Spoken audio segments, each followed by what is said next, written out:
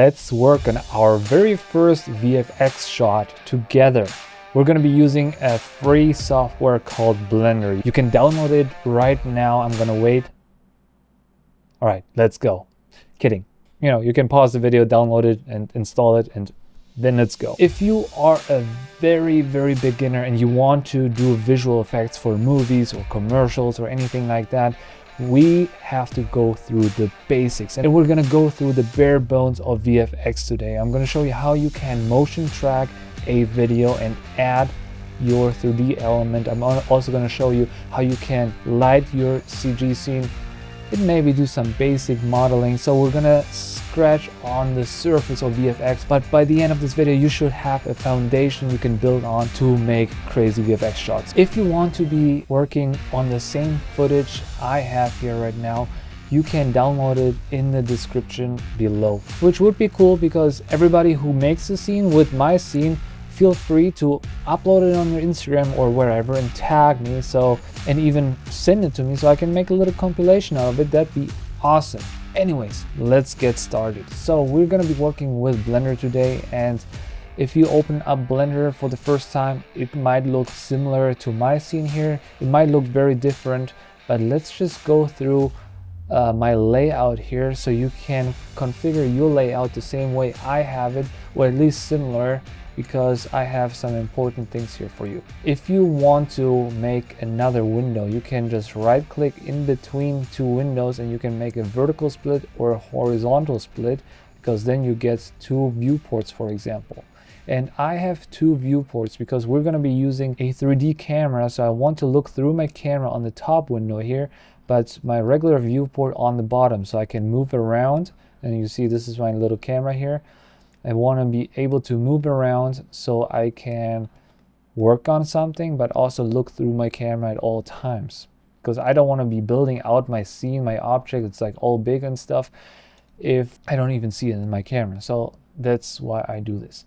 On my bottom left here, I have my shading viewport, like my shader editor is on my bottom left. Again, if you want to make another window, there would be a vertical split. Now I have two windows here, but obviously I don't need it, so right click and join areas. On my top left, I usually have my HDRIs, my Polyhaven plugin, but you can also switch that to your compositor, for example, which we're gonna also use for a little bit, but mostly the shader editor. Two viewports are important, and maybe a timeline or a graph editor on the bottom here. So now let's go. We need to import our footage so we can track it. So I'm gonna go up here on the motion tracking tab. If you don't have it up here, you can go on plus, VFX, and motion tracking. Then it's gonna pop up. So this obviously looks completely different, and that's okay. The most important viewports here is the viewport, the 3D viewport. This is where the tracking is happening. And this also is the timeline where we're gonna see our tracking markers later. First comes first, if you downloaded my footage, then you can open it. It's right here. If you recorded your own footage, then just import it that way. Now, a few important things. You wanna check your settings the way you recorded your footage. Let me pull it up real quick. So this is my video. Right click, properties. So I recorded this with an iPhone and I turned it to 24 frames and also 4K. So now the 4K is not as important, but what is important, the 24 frames. You want this to be the exact same frame rate you were recording in. But I'm only gonna export it or render it in full HD. This is where those numbers are, and you can find that under the output settings. Now, once this is set up, another thing, I'm gonna switch back and forth on that one, is I'm gonna go in my render settings. On the very bottom, I have color management. I'm gonna turn this into standard, and the look, very high contrast, because that's gonna be easier for the tracker to see what I actually want to track. Now, in my tracking settings, there's a few things we gotta do. The first one is set scene frames. Just click on it, because that's gonna make the timeline as long as your recorded video, which is mine is 292 frames. Now I'm also going to click on prefetch, which is going to render your video into the RAM so you can actually watch it more smoothly. Now the next one is a little tricky, the way you want to track it, and that really depends on your camera movement Usually perspective or affine works best. So I'm going to use perspective. Also normalize in case you have any lighting changes. Under the setting presets here, usually what works for me is like blurry footages. Usually that just changes the pattern size and the search size. And now there's a few different ways you can track this. Either you track it manually, so with control left click you can make your own trackers, make them the size you need, and in many ways that's the way to go. But in my case, what I usually try first is I just detect features. Now automatically I have lots of tracking markers set up, and if it's not enough you can go down with the threshold here to add more. More is not necessarily more, but you should have a healthy amount. In my case, those on the right, I don't really need those. I just need those on the left here on the ground. Those on the ground are the most important ones. If I want to batch delete a few, I just hit B and delete those with X. I'm gonna hit A so I can see them all selected. Now I can just track forward and see what happens. Great. Now I have those weird lines down here. And those weird ones, everything what is like connected here, those are the good ones. Everything what's like this one, for example, this one is no good. And you can see in my in my viewport here, you can see what this one is doing. It's just going up and down. So I know definitely this one is a no good track. So I'm just going to delete it. And I don't have to double check all of them. I see when they do something weird, I'm just going to delete them right away because I have enough already. So I'm just going to delete all the ones which I believe they're not going to be good anyways. What you want is the mostly even line, not straight, because obviously it's moving. And in case you wonder why is there red and green ones, it is because I think the green ones are for the y-axis, so everything was going up and down, and the red ones are for left and right. So once I'm happy with this, I just go to the very last frame, detect features again, and track backwards. Usually backward tracking takes a little longer, but we only do that, this backward and forward tracking, like most other softwares like After Effects or DaVinci, they do it automatically, tracking backwards and forwards. In Blender, it's all manual. Everything has to happen manually, and in many cases you can just track forward only and it's good enough, but sometimes it's not enough. In our case, we probably have enough tracking markers. And again, I'm just going to start deleting the ones which look weird to me, but I'm going to show you in a minute how you can batch delete all the bad tracks at once. I just delete the ones which are obviously bad, because once we solve the camera, we don't need to solve the camera for trackers which are obviously bad. So I'm just going to delete the ones which definitely are no good. So I'm just going to go through it until I believe it looks right. This process sometimes takes a very long time, sometimes it's very fast, depending on your scene. But in the end, just keep in mind that you need 8 good trackers. So each one of those, you need like 8 of those, and especially those on the ground are very important. So now I'm gonna go on solve. There's a few settings here. Usually I just start with selecting all these 3, radial distortion, optical center, and focal length. I select them all, and I also select keyframes. So I don't select my keyframes manually, but that's just my first try to solve the camera like that. And once you're set up, just hit solve camera and hope for the best. That process usually takes a few minutes depending on your machine. And also the more trackers you have, the longer it takes, because it basically tries to solve the camera based on the trackers you have. If I only had 8 trackers, it would almost be instantly, but since I have like, I don't know, like 50 trackers here, it takes a little longer. Now, we got a solve error of 14.3, which is very high. We are aiming for something 1 pixel or lower. Now, the interesting thing is, it might be like, oh, that's a terrible track. But what could actually be happening is that you have a perfect track, but one tracker is just going crazy, and that brings the average of your track, of your solve error very, very high. So if I just find this one track, I'm not saying this is the case here, but if I found this one tracker which messes up my whole track and deleted that one, that could jump down to 1 pixel or lower. I could keep deleting those, but what I can do instead is I go on cleanup, clean tracks. Now under reprojection error, I just pull this number up, anything, let's say above 14, because that's where our error is. Now it still has those tracks selected. That's quite a lot. So I could delete those now. Just hit X, delete. Now way fewer trackers. And now when I solve the camera again, it's gonna go faster because I have fewer tracks. And theoretically, the error should also be lower now. And it's done, and the solve error is 2.63. That's amazing. Now I just do it again with an even lower number, but the problem is, don't go crazy, or don't go with the number like very low, because it's going to delete all of your tracks and you have to start over. So I'm just going to go with something higher than 8. Delete those and solve camera again. And you just keep going with the same method until either you don't have enough trackers anymore or your solve error is very low. Now after solving this, it's 1.8. It's still not good enough. So I'm just going to keep going, clean tracks, reprojecting error. And I also just look at how many are actually selected, because I don't want to delete too many. So let's go anything above 3. Delete those, solve camera again. My solve error is now 0.78, which is great. I could be happy with that, and I probably will be, but I just want to go crazy and clean it up one more time and going a little more excessively. Anything above 1.2 I'm going to delete. And now I'm going to solve it, and either the solve error is going to be even lower than that, or it's going to spike and it's going to be very high because I don't have enough tracks. And it's even lower. And we have still so many trackers. I just want to push it a little. Let's clean it again.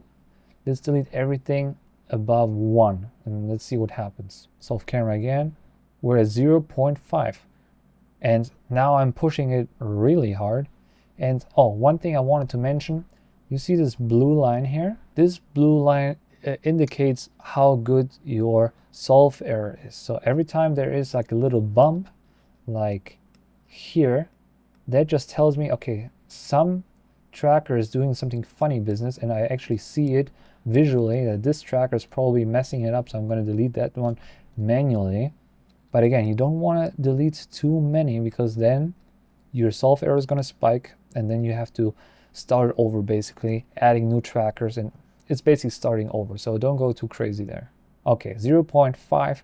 Awesome. I don't want to bore you too much with this, but we are at a great spot. Now, the next step is we can see through our camera here, and if I play it, nothing is happening yet, because we need to set up our background and set up the tracking scene. So I'm going to click those 2 buttons. Now we can see this camera change. Now when I play it, the trackers, they seem to be in the right place, but our object is not.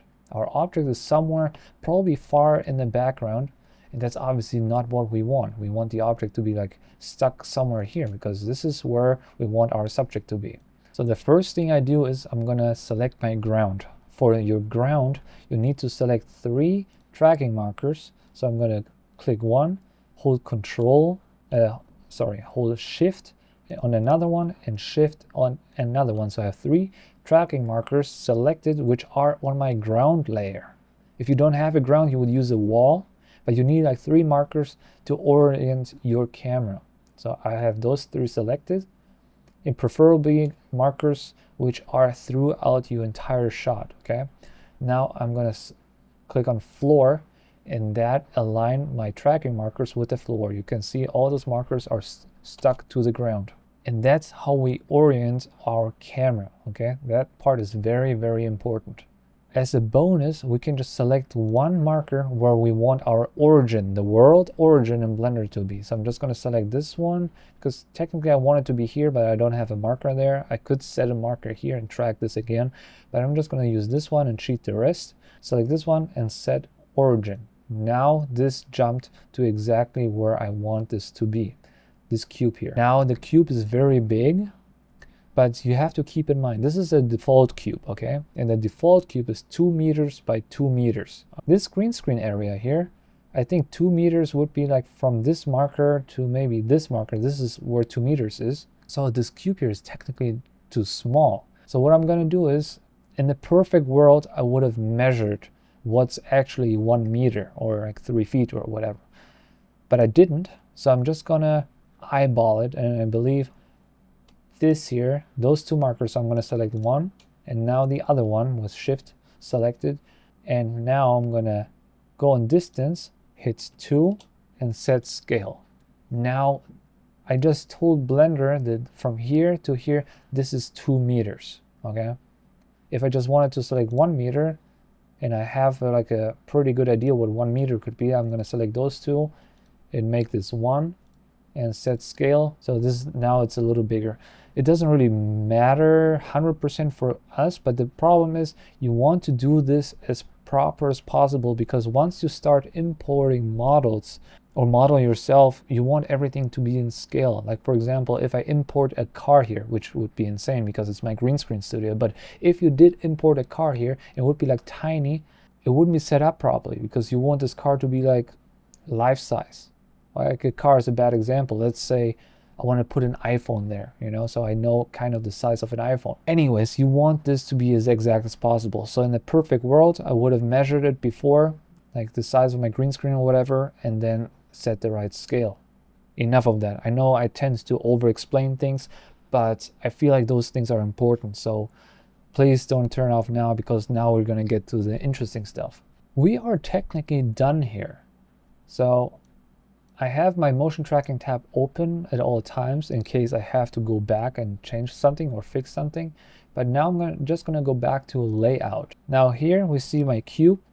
What you see here is my tracking markers. Those are the markers I basically set before, and they are basically the ground. I can double check if they all align with the ground, and mostly they do. But I'm going to keep my markers here because those are very useful. If you don't see your markers, just click on this little arrow here and go on motion tracking. You can turn them on and off, but those are actually very helpful. So one thing happens once you do this. You see this thing, or maybe you don't see it, because this is a ground layer, and it also imports a light automatically. I usually don't like to do that, so I'm just going to bring my ground to the foreground. So because it makes a new collection, I'm going to delete the light with X, delete the background collection, so I have it all in one. If you didn't save yet, save now, because you don't want to mess up. So now when I go through my footage here, you can see that the camera is exactly moving the same way I was moving recording it. Obviously in the shot up here, we can't really tell what's happening because this cube is just too gigantic. Because when we go on the cube, we can see the dimensions. It's 2 meters by 2 meters by 2 meters. And let's just make it smaller, 0.5. I'm going to make the cube smaller. So this is like 0.5 meter cube now. I'm going to bring it down. Every time you adjust a scale, by the way, I did it with the S button. With the S, I made it smaller. Or you can, again, adjust the dimensions here. And then with G and Z, I can move it just down, so it aligns with the ground. And every time you change a scale of something, what you need to do is hold Control A. Now you can apply something, and I want to apply the scale. Just make it a habit every time you adjust the scale, or even when you don't, just do it always. Control A, adjust the scale, always. Because if you don't, you're going to get in trouble. Now, we have coordinates here. When I hit G and Y, this is moving on the Y-axis, okay? G and X, it's moving on the X-axis, and G and Z, it's moving on the Z-axis. My problem now is when I hit G and Y, for example, and I move it back, it's not just moving back where I would like the Y-axis to go, it's just moving like sideways, because I didn't tell Blender where I want my X-axis or the Y-axis to go. And I can actually do that if I go back to my motion tracking, and I remember this was my origin point, and I want this to be my Y-axis, so I just click on this single tracker here and set Y-axis. Now it's going to turn. I can flip it 180 if I click Y-axis again. Now when I go back to my layout, it turned the world around. So when I hit G and Y, it's going towards the Y-axis, and I just like this better that way. Now great. Now we have our ground layer here, and I can basically scale it the way I want. But what I'm going to do is, because I know this is sitting on the ground, I'm going to scale it down until I see this edge here of the end of my green screen. So somewhere like this. And what did we just learn? Apply the scale. Because I don't need to rebuild my environment, but we should go as close as we can, because this here, this on the ground here, this is going to be our shadow catcher. We're not going to render it out. This is going to catch the shadow from our object, but we're going to talk about that later. So we need to build our environment just a little bit. We start with the ground. It can be very roughly, but the more exact the better, of course. So now I'm going to go in edit mode. With tab you can go into edit mode. You see this switch. You can also click on object or on edit mode, but the tab button is a shortcut. Now here we can either select vertices or edges or faces, and what I want to do is select this in the back, this guy, and if I move this up and or down, it would just become diagonal. I don't want this. What I want is to create another edge and pull this up to have a wall for my green screen. So I extrude it. So I select my edge, hit E, and now I want it to go exactly up. So I hit Z, so it just goes straight up. That's all I need this to do. Now I would like to have a little more ground here, because imagine I have a light source, it throws a shadow on here, but it cuts the edge here. Happened to me all the time. So you just want to make sure that you have enough space to the side. So I'm going to select those two edges, this one, shift select this one, hit G, X, and just extend this a little bit, maybe until this wall here. This is not a bad reference. Now I want here also to be a wall. There's different ways how to do that. Of course, you can just select this edge, E, Z, and bring it up. That would be one way. I'm going to select this edge, shift select this edge, bring it GY towards this way, so we have a little more room this way, and also going to do that for those edges and bring it this way. For the same reason, when we go through our footage, we don't know how far we need those shadows to go. This is pretty boring, and we didn't really do anything. All we have is our 3D camera track, but we could have done that just in Blender. We don't need a video for that. So what we actually want is our ground here to be a shadow catcher. So we're going to go on our object settings here, visibility, and shadow catcher should be enabled already because we imported that from the motion tracking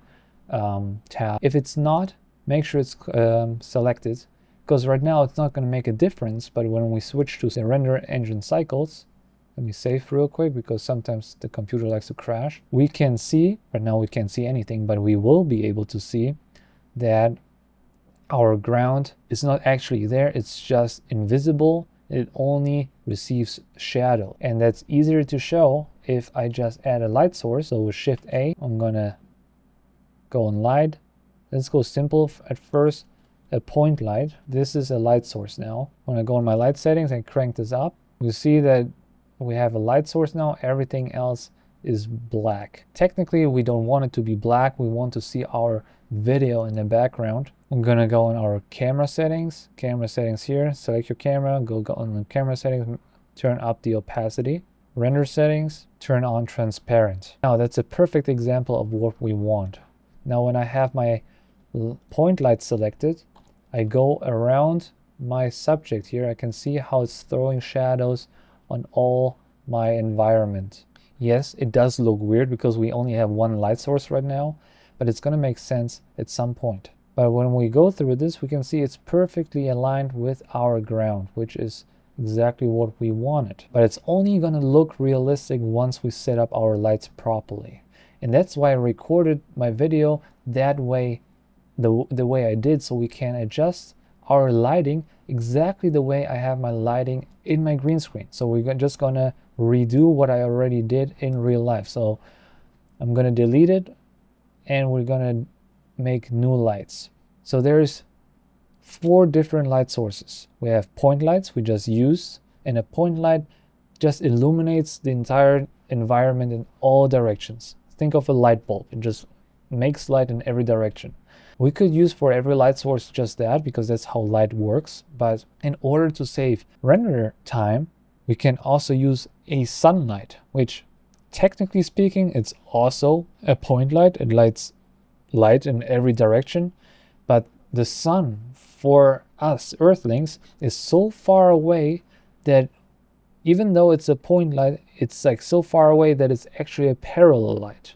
Then let me demonstrate that. I'm going to use the sunlight. The position of the sunlight doesn't matter, just the orientation. So you see this line here of my sunlight? It's parallel. So it doesn't matter how many objects I have, how big they are, how small they are. It's always going to be parallel. I don't have a sunlight in here. I don't have any daylight in here, so I'm not going to use the sunlight. So we're going to go to the next one, which is the spotlight. And as the name says it, it's basically just a spotlight. It shines in this cone here. Everything inside this cone is going to be lit. Like right now I'm lighting my cube, and that technically could work with our lights here. But even when I adjust the light settings, the radius and whatnot, when I adjust the radius, for example, it gets, the shadows are a little blurrier. But for that, there's actually a better purpose, a better light for that purpose. So I'm gonna use Shift A and area light. Let's bring it up. This is my area light. Right now, the area light is like 1 meter, the size. So I'm just gonna bring it down until I kind of match the size of this light here, which is, I believe, yeah, like around 30 centimeters. And I'm gonna orient it the same way the other light is, like the real one, in the same direction. I'm gonna turn on my trackers also here on my viewport, so I can exactly see where my lights are. So I have them selected here, this one and this one. So I'm just gonna grab it from top view. In case you wonder how I go in top view, and on the numpad I just hit 7. And now I can just bring it to the exact spot where this one is. So this is exactly where my tracker is, more or less. Oriented the same way, scale it the same way. This is where this light source is. Before I keep going, I want to show you something. I took a reference image from the top view, so I kind of have an idea where the lights are coming from. And in case you don't know what I did here, it's a 3-point lighting, very traditional light setup. And if you don't know what I'm talking about, I have a tutorial you should check out up here about the 3-point lighting, how to do that in real life, but also in Blender. And this is what I did here. This here is my rim light, this here is my key light, and this is my fill light.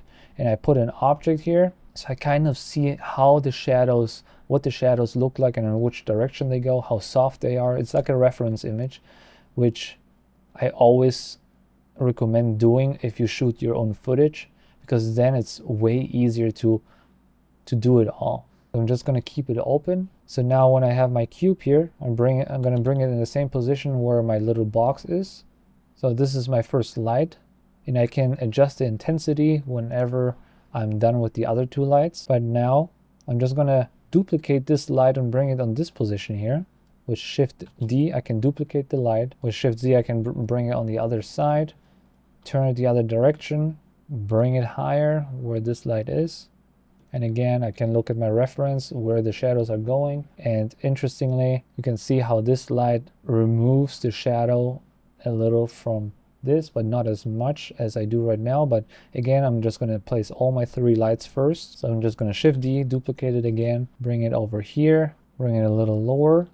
And that one, rotate this one, and that one is also bigger. So I'm going to go my light settings, make this bigger, bring it a little closer, a little down. So yeah, this is basically my 3-point lighting setup, and this is how my cube is lit now. So something I always recommend doing is make your objects, because I always work with like a sphere or like a cube as a reference object, because don't fall into the trap to add your models and all that too early, because for 2 reasons. Your render, like your viewport render, is going to exponentially go slower, because the more stuff you have in there, the slower it gets.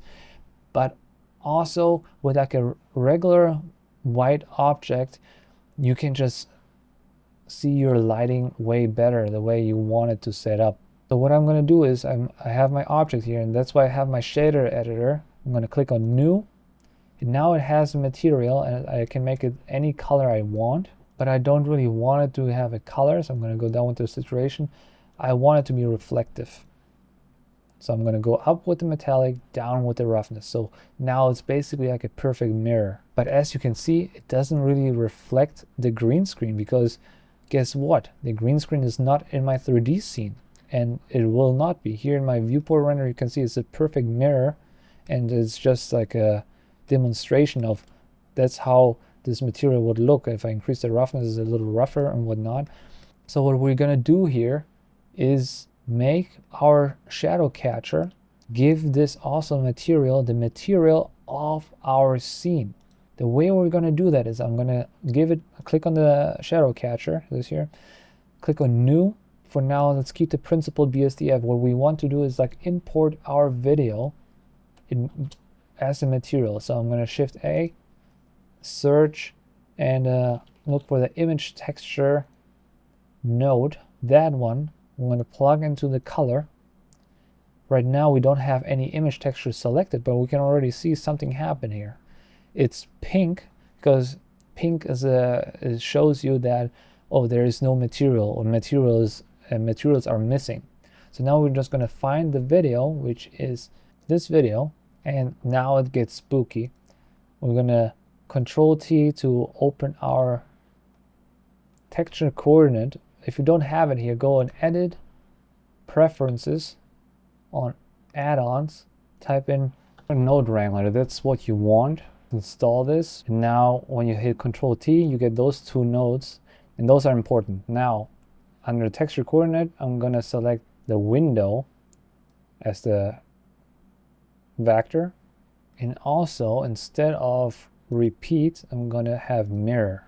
Now what's happening is that the video itself is projected onto our geometry. From this view, it makes no sense, makes zero sense, because you can see the video is just projected from any kind of view. But from this view, the camera view, the way I recorded it, it makes total sense. So all those reflections are mostly accurate. So anything what reflects light onto our object is also going to happen on our 3D scene or on our 3D object. Basically a way around to not have an HDRI of your image, because not everybody has a 360 camera to make an HDRI image, including myself. I don't have one. So I use this method a lot to get real life reflections on your object.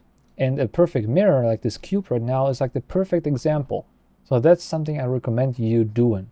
One more thing, because we have a video here, I would increase the frames to 92 frames, because that's what we have as the video. So it's like moving with our scene. And also don't cycle it, but auto refresh. So every time you change it, it automatically refreshes. Now our work here is basically done. We have our light setup, we have our shadows and all that. Now we could increase or decrease the strength of our light till it matches the shadows of our reference image. So I can see that this light here, it's the softest. So I'm just going to go here. Also should be a little further away, like right here. This is the softest, so I could make this one even bigger. Then it gets softer. The other two lights, I'm not going to change the size because it should be accurate. But I could make the rim light stronger, because I see in the reference that the rim light has a harsher shadow. So I'm going to make the rim light harsher. And the key light maybe a little stronger until the shadows match. And now the actual fun part is starting. So all the donut tutorials you passed so far now come into use. You can create your own models in whatever you want and add into your scene, because we have the whole setup done. As a demonstration, I'm just going to import whatever model in here, and it should be perfectly lit. I'm going to go in render settings and change our viewport back to what it was before, AGX, and no look, so it's all not color graded at all.